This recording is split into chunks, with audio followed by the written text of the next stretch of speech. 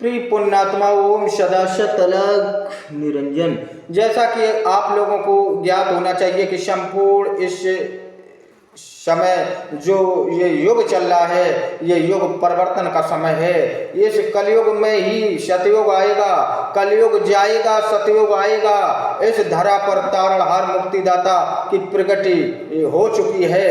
वो आपको अपनी वाणियों द्वारा प्रभावित करने का कार्य शुरू हो चुका है।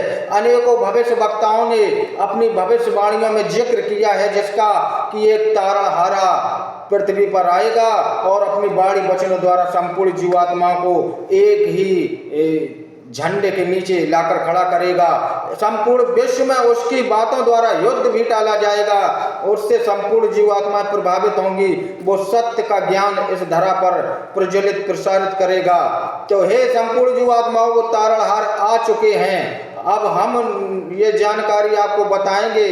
वो तारणहार आ चुके हैं और उसकी जलराशि में भी पानी है और वो समुद्र तीन ओर समुद्र से घिरे हुए भारत में जन्म भी ले चुका है और उत्तर प्रदेश में जन्म हो चुका है। जहाँ 5 नदियों का संगम है वहाँ वो अपनी वाणियों को शुरू कर चुका है। अगर समझ पाओ तो समझ लो, क्योंकि इस संसार में जब राम अवतार आए, राम अवतार हुआ, तो किसी ने नहीं जाना कि ये राम कोई युग पुरुष हैं। उन्हें तो साधारण, स्वयं रावण जी ने भी उन्हें साधारण मानव ही समझते रहे। कोई प्राणी समझ ही नहीं पाया और जो समझ गया उसने राम राम नाम लेना शुरू कर दिया था। जब कृष्ण आए द्वापर में, ऐसे कई अवतार आए जो उस समय कोई समझ ही नहीं पाए, लेकिन उनसे सबसे प्रिय अवतार यहाँ जो ये आए हैं तारणहार बन के, ये उन सब संपूर्ण जीवात्माओं से एक सुंदर और सत्य अवतार इस पृथ्वी पर आया है, जो सत्यवाणी सत्य वचनों द्वारा संपूर्ण जीवात्माओं को सत्य का बोध करा के मोक्ष का ज्ञान प्राप्त करने के लिए इस धरा पर आया है। उसकी वाणी को मिथ्या ना समझें। अब वो अवतार आपको वाणियों द्वारा प्रभावित करता रहेगा। जो लोग जान पाएंगे वो जान जाएंगे, जो नहीं समझ सकते वो नहीं जान पाएंगे। हमारा कार्य तो सिर्फ मोक्ष का ज्ञान प्राप्त कराना है। सत्य को पहचानो, धर्म को पहचानो, सतमार्ग को धारण करो। हे संपूर्ण जीवात्माओं, समय चक्र बड़ा बलवान है, समय चलता रहता है। आपको बता दें कि एक बार जब विक्रमादित्य राजा की मृत्यु हो गई और उसी राज्य में हमारे गुरु गोरखनाथ जी एवं गुरु दादा मत्स्येंद्र नाथ जी वहाँ भ्रमण के लिए जा रहे थे। जब गुरु मत्स्येंद्र नाथ जी ने कहा कि हे गुरु गोरखनाथ, इस शहर में जाओ और यहाँ से कुछ खाना पानी का इंतजाम करो, भिक्षा मांग के लाओ, तो उन्होंने अवलनाथ को आदेश दिया। अवलनाथ 2 चेलों के साथ वहाँ उज्जैनी में भिक्षा मांगने के लिए गए। तो जिस शहर में गए थे वो लोग, वहाँ की प्रजा बहुत दुखी थी, क्योंकि वहाँ का राजा सब प्रजावासियों से प्रेम करता था। उसके मन में छल कपट रहित प्रेम था और वो राजा वहाँ खत्म हो गया था। तो सभी प्रजा दुखी थी, इसलिए अवलनाथ एवं चेलों को खाली हाथ वापस आना पड़ा।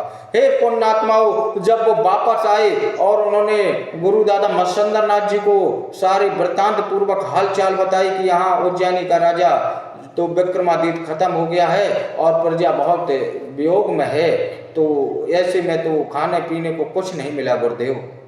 तब गुरु योगीराज गुरु मत्स्येंद्र नाथ जी ने कहा गुरु गोरखनाथ जी से कि हे शिष्य, जब यहाँ का राजा इतना दयालु कृपालु था, यहाँ की प्रजा इतनी दुखी है उसके वियोग में, तो इससे अनेकों घटनाएं घटित हो सकती हैं या प्रजा स्वयं मिलकर सभी लोग अपने प्राण भी त्याग सकते हैं। इसलिए हमारे पास जो काया पलट विद्या है, इस विद्या का इस्तेमाल करके हम स्वयं उस विक्रमादित्य के शरीर में प्रवेश करेंगे 12 वर्ष के लिए, और ये जो मेरा शरीर है इसे उठा के आप कहीं सुरक्षित स्थान पर पहुंचा दें।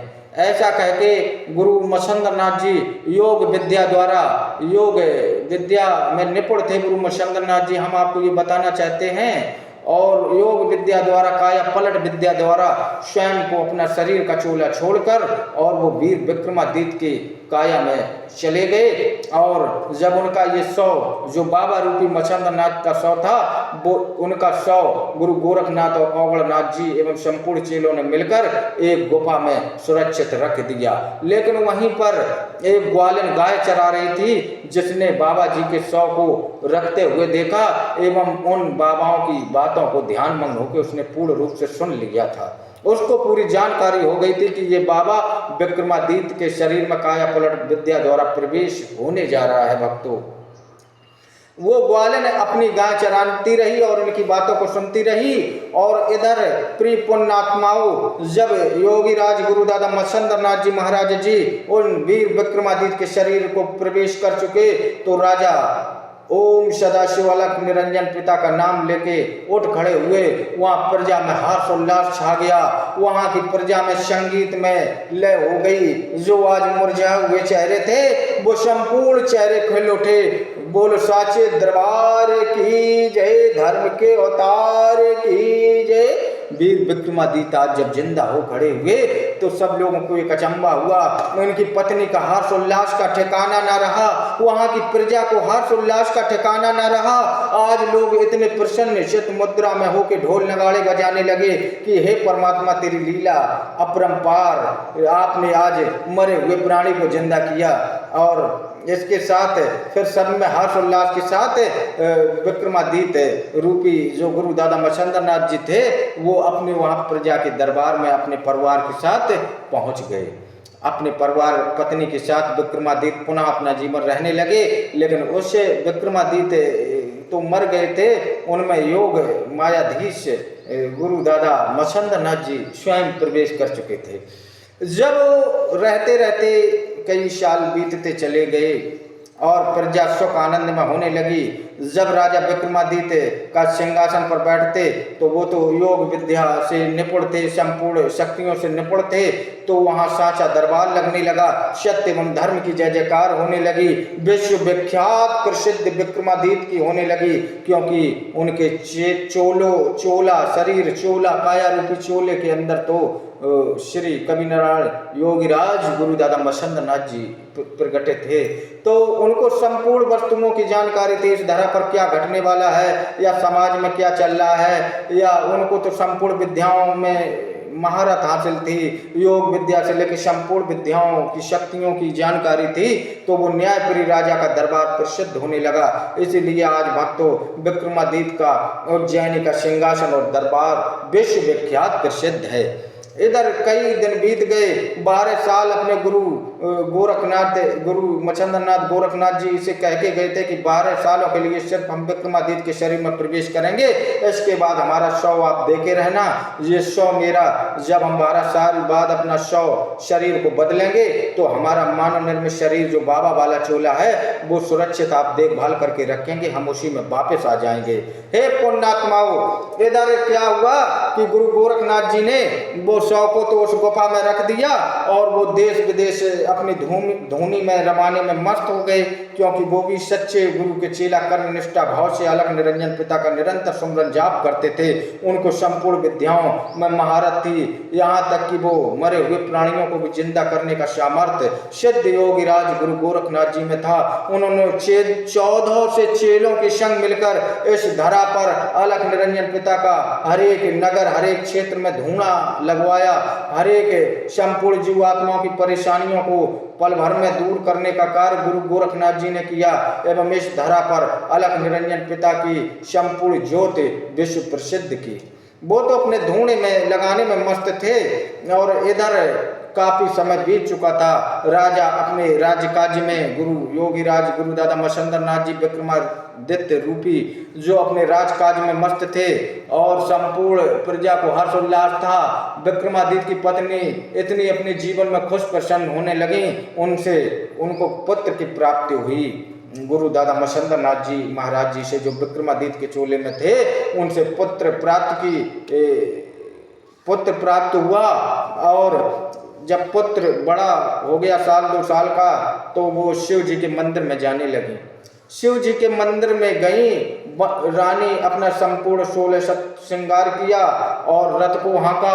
शिव जी के मंदिर में अपना पावन प्रसाद चढ़ाने जब रानी पहुंची तो प्रसन्न मुद्रा में शिव को बार बार धन्यवाद किया, कोटि कोटि किया कि आपने मेरे पति को पुनः जीवित कर दिया, इसके लिए मैं आपकी आभारी हूँ। हे परमात्मा, आपने जो हमारा सिंहासन की संपूर्ण विश्व विख्यात कर दी, इसके लिए हम आपकी आभारी हूँ। इतने वचन कह करके रानी ध्यान मग्न होकर शिव की स्तुति आराधना करने लगी, गाने लगी। अनेकों प्रकार के इत्र सुगंधित फूलों से परमात्मा को माला समर्पण करने लगी। इसके बाद रानी जब बाहर मंदिर से बाहर निकली तो बाहर आते ही रानी ने देखा कि एक ग्वालिन वहां गाय चराते हुए खड़ी। वो रानी की तरफ देख देख कर जोर जोर से हंसने लगी। जब जोर जोर से हंसने लगी तो रानी ने कहा कि आज ये ग्वालिन मेरी तरफ देखकर क्यों हंस रही है। इसका कारण उन्होंने तुरंत सैनिकों को भेजा कि जाओ इस ग्वालिन को पकड़ के लाओ, ये मेरी तरफ देख देख कर जोर जोर से क्यों इतनी मग्न हो रही है। जब उस ग्वालिन को पकड़कर वो सैनिक लोग ले आए तो रानी ने उस ग्वालिन से कारण पूछा कि आप मेरी तरफ देखकर इतनी क्यों मग्न मुग्ध हो रही थी, क्या कारण है। तब उस ग्वालिन ने बताया कि हे रानी जी, जो आपके पति हैं वो आपके पति नहीं हैं। जब आपके पति की मृत्यु हो गई थी उसी दिन 4-5 बाबा लोग आए थे और मैं यहाँ गाय चरा रही थी। जब उनकी बातों को मैंने ध्यान मग्न होकर सुना तब उनमें से एक बड़ा बुजुर्ग बाबा था, वो कह रहा था कि यहाँ की प्रजा की खुशी के लिए हम इस विक्रमादित्य के चोले में जाएंगे और 12 वर्ष के लिए ही जाएंगे और मेरा चोला जो उसका शरीर है उस साधु का वो इस गुफा में रख दिया गया और उसका जो वो काया पलट विद्या से आपके पति के शरीर में प्रवेश हो गया। वो आपके पति नहीं, वो एक बाबा हैं। इतने वचन सुन के रानी ने उसकी बातों को समझ ना सकी और ये कहा कि अगर ये बात सत्य है तो वो उस बाबा का चोला कहाँ है, आप मुझे दिखाएं चल के। तब उस ग्वालिन ने कहा कि हे माता, चलो मेरे साथ। ग्वालिन उसी गुफा की ओर आगे बढ़ चली और उस गुफा में जो बाहर से पत्थर रख दिया गया था वो पत्थर को जैसे सैनिकों ने हटाया तो अंदर वास्तविक में बाबा का पूरा मानव निर्मित शरीर एक मृत टाइप में पड़ा, एक शून्य टाइप में पड़ा मिला। तब जाकर रानी के होश उड़ गए। उसने तुरंत सैनिकों को आदेश दिया कि जाओ इस बाबा रूपी इस देह के इतने टुकड़े कर दो कि इसमें कभी वो प्रवेश ही ना कर पाए, क्योंकि मैं तो जो मेरे पति के शरीर में आत्मा है मैं तो उससे संतुष्ट हूँ, पूर्ण रूप से खुश हूँ, मैं उसी के साथ जीवन यापन करना चाहती हूँ। इसलिए बाबा के इतने अनगिनत टुकड़े कर दो जिससे ये बाबा कभी वापस अपने इस चोले को धारण ही ना कर पाए। तो सैनिकों ने पलट झपकते ही आदेशानुसार उनके अनेकों टुकड़े कर दिए और धरा पर बिखेर दिए और वापस रानी इतनी मग्न मुद्रा हुई, इतनी जोर जोर से हंसी और वापस अपने घर आके अपने पति की सेवा में मनमुग्ध रहे।